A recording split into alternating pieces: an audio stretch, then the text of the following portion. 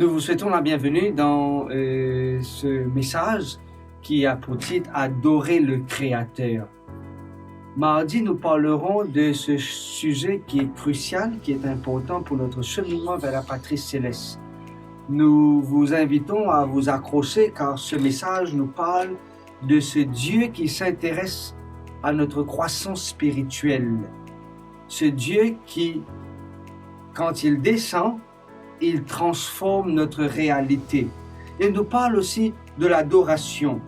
L'adoration, c'est pas seulement un moment que nous passons quand nous sommes disponibles à prier ou à chanter ou à lire la parole de Dieu. L'adoration pour celui qui veut vivre une relation intense avec Dieu, c'est quelque chose qu'il pratique régulièrement.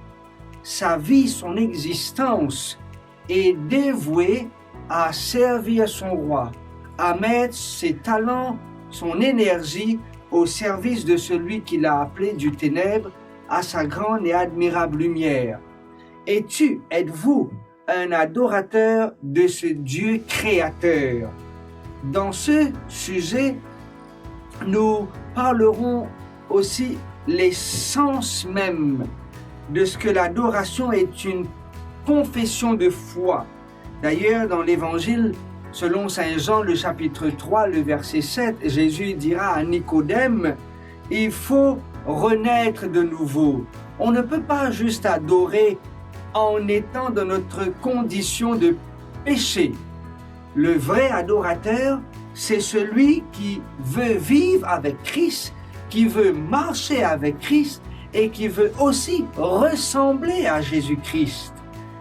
Et si je peux me permettre de reprendre les paroles de l'apôtre Paul pour dire, désormais, si je vis, ce n'est plus moi qui vis, mais c'est Christ qui vit en moi.